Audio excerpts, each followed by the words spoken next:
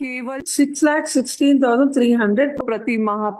क्या कोई इतना खर्च करता है एक अकेली महिला अपने लिए? ओ, अगर वह खर्च करना चाहती है तो वो कमाए, पति पर नहीं। महोदय, कोई भी नाम यहाँ पर दरअसल निचली अदालत ने पति की आय को बिल्कुल भी नहीं देखा है। जहां तक कि अदालत ने भी माय लॉर्ड इससे पहले कृपया हम उन सभी दलीलों में नहीं जा रहे हैं। जी मैं जानना चाहती हूँ कि आपके खर्चे क्या हैं। जी वो आप अदालत को बताइए, मैं आपकी बातें सुन चुकी हूँ, बस काफी है। हाँ, याचिकाकर्ता के लिए उसके निवास पर भोजन के खर्चे, ताकि उसे वही पौष्टिक भोजन मिल सके जैसा कि प्रतिवादी को घर पर मिल रहा है। उसे वहां कोई भोजन उपलब्ध नहीं कराया गया है, उसे खुद ही प्रबंध करना पड़ता है। 40,000। अगला। जी मैम, भोजन के लिए जब प्रतिवादी आते हैं तो कुछ परिस्थितियों में बाहर खाना खाने के लिए मजबूर होना पड़ता है। हाँ, अगला। मेरे प्रभु, उसके लिए और कपड़ों और पहनावे के लिए प्रतिवादी सभी ब्रांडेड कपड़े पहनते हैं, जिसमें एक कैल्विन क्लेन टी शर्ट की कीमत लगभग 10,000 रुपए प्रति शर्ट है और याचिकाकर्ता को भी उसी स्तर के कपड़े पहनने का अधिकार है, जबकि वर्तमान में याचिकाकर्ता केवल पुराने कपड़े ही पहन रही है। माई लॉर्ड चूड़ियां, बिंदी, चेन, झुमके, घड़ियां, सैंडल, चप्पल आदि जैसी एक्सेसरीज के लिए माई लॉर्ड, जो कि बुनियादी जरूरतें हैं, माई लॉर्ड इसके लिए 15,000 रुपए प्रति माह। माई लॉर्ड मेडिकल खर्च, कॉस्मेटिक्स और अन्य खर्चों के लिए माय लॉर्ड, जिसमें याचिकाकर्ता घुटनों के जोड़ों के दर्द से पीड़ित है और जिसके लिए उन्हें नियमित दवा और फिजियोथेरेपी ट्रीटमेंट लेना पड़ता है। साथ ही वह तेज बुखार, तनाव, पैनिक अटैक से भी पीड़ित है, जिसके लिए उन्हें नियमित इलाज और दवा लेनी पड़ती है। पति की लापरवाही के कारण वह किसी अच्छे डॉक्टर और अच्छे अस्पताल में दिखाने की स्थिति में नहीं है, जिसके लिए कम से कम 4 से 5 लाख रुपए की आवश्यकता है। और माय लॉर्ड, हालांकि प्रतिवादी, मेरे प्रभु, ये माय लॉर्ड ये कुल खर्च है, मैंने इसे मासिक रूप में भी विभाजित किया है माय लॉर्ड, दूसरे कॉलम में। हालांकि प्रतिवादी स्कूल की फीस, बच्चों की स्कूल और ट्यूशन फीस का भुगतान कर रहा है, लेकिन उसने बच्चों की देखभाल करने में पूरी तरह से लापरवाही बरती है, हमेशा उनके साथ एक माँ की तरह रहने की जिम्मेदारी नहीं निभाई है और इसी कारण याचिकाकर्ता को करना था। कम से कम आपकी मुवक्किल तो इसे समझ नहीं रही है। आपको समझना चाहिए और आपको उसे अनावश्यक रूप से सलाह देनी चाहिए कि इस तरह के खर्चे जो वे देते हैं, अदालत को पता चलता है कि अदालत की धारणा कुछ और हो जाएगी। ये क्या है? 8, कृपया अदालत को बताइए। हर महीने 60,000, वह क्या करेगी? मेरे प्रभु, जिसमें माय लॉर्ड यह विनम्र निवेदन है कि अदालत इस पर निर्णय लेने के लिए लॉर्डशिप पर छोड़ दे। आपको तर्कसंगत बताना चाहिए। नमस्ते मैडम। मेरे बारे में नहीं। ये तो जैसे मोल भाव करना हो गया। जैसे आप कहेंगे आप 5 लाख 6 लाख देंगे और अदालत कहेगी ठीक है चलो 1 लाख दे देते हैं।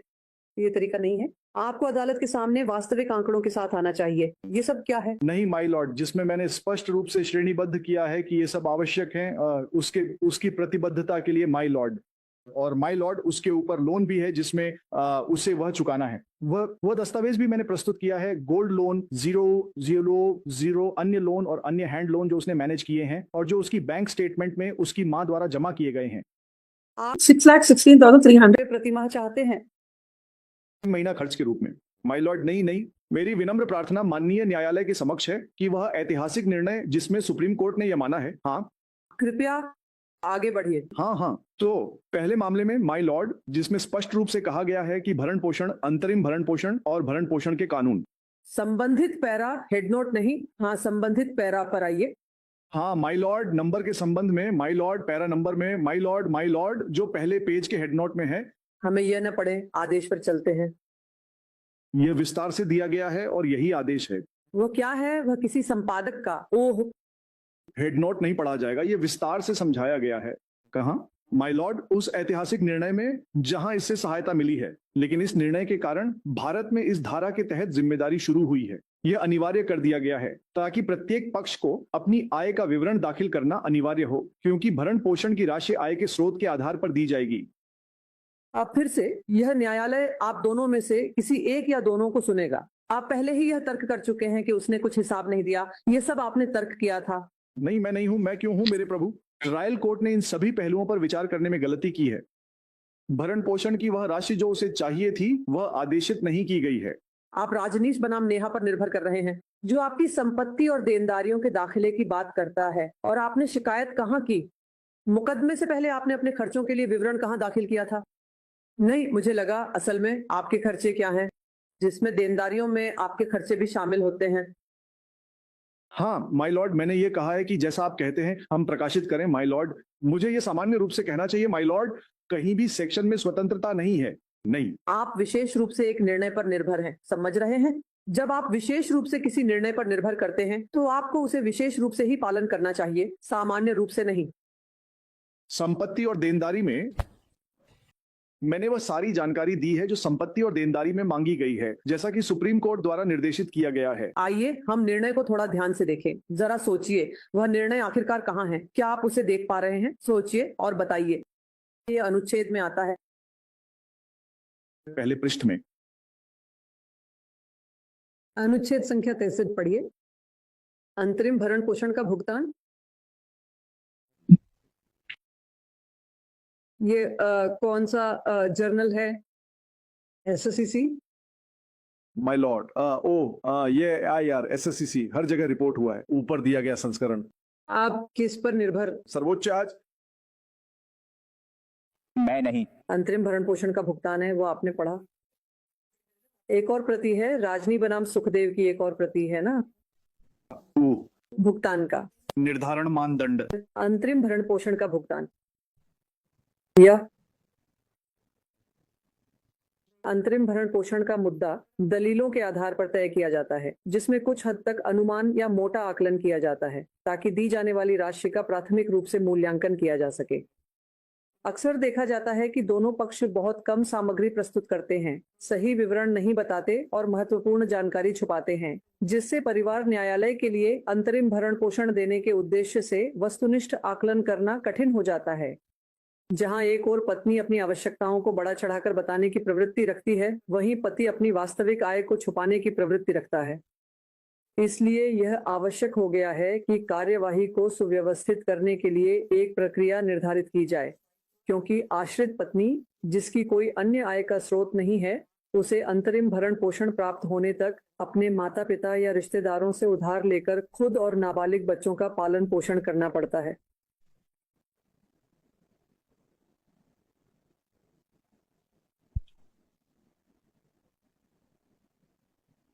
अब भरण पोषण की राशि निर्धारित करने के लिए जो मापदंड हैं, यदि आपकी लॉर्डशिप उसे पढ़ें तो उसमें यह सब शामिल है। वे कहाँ हैं? अगला पृष्ठ मेरे प्रभु।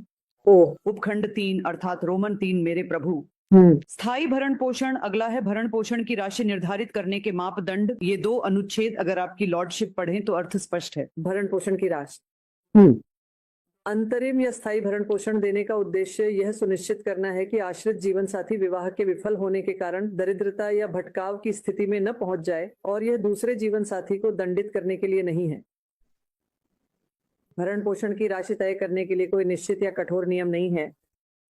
वे कारक जिन पर न्यायालय विचार करेगा उनमें अन्य बातों के अलावा पक्षकारों की सामाजिक स्थिति, पत्नी और आश्रित बच्चों की उचित आवश्यकताएं, क्या आवेदिका शिक्षित और पेशेवर रूप से योग्य है, क्या आवेदिका के पास कोई स्वतंत्र आय का स्रोत है, क्या उसकी आय इतनी है कि वह वैसा ही जीवन स्तर बनाए रख सके जैसा वह वैवाहिक जीवन में अभ्यस्त थी, क्या आवेदिका विवाह से पहले कार्यरत थी, क्या वह विवाह के दौरान भी काम कर रही थी, ये सभी बातें शामिल हैं। और उसकी व्यक्तिगत आय के लिए कृपया समझें, जब अदालत ने आपसे पूछा, जी, हालांकि यह निचली अदालत के समक्ष प्रस्तुत नहीं किया गया था, अदालत ने आपसे ये उसे कुछ राशि देने पर विचार करने के लिए पूछा था। उसके द्वारा अदालत के समक्ष प्रस्तुत किए गए सभी खर्चों को देखने के बाद अदालत को लगता है कि आप जानते हैं कुछ भी देने की आवश्यकता नहीं है। मेरा विनम्र निवेदन है महोदय, अदालत इतनी अधिक राशि का आदेश न दे, यह एक उचित राशि तक सीमित रहे। मुझे ये प्रक्रिया क्यों करनी चाहिए? आपको ये सब बताने की क्या आवश्यकता है? और मुझे क्यों देना चाहिए? अदालत को उचित राशि क्यों देनी चाहिए? नहीं महोदय, असली स्थिति दिखाने के लिए ये कर्तव्य है भी नहीं। कृपया अदालत को यह मत बताइए कि किसी व्यक्ति को केवल इतनी ही आवश्यकता है, केवल 6,16,300 प्रति माह। क्या कोई इतना खर्च करता है एक अकेली महिला अपने लिए? अगर वह खर्च करना चाहती है तो कमाए, पति पर नहीं।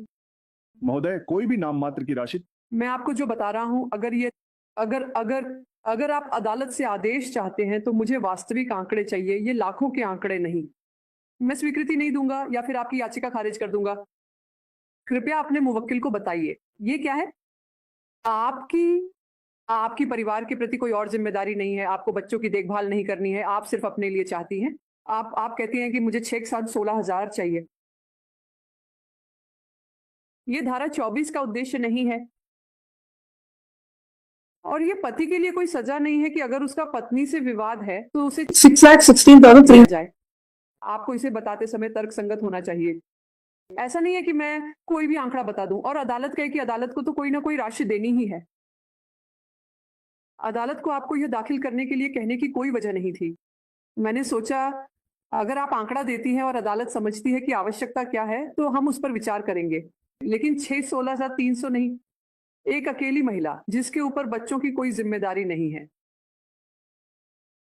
सिर्फ उन्हें छुट्टी पर ले जाने के लिए, उन्हें लंच पर ले जाने के लिए आपको 616,000 की जरूरत है।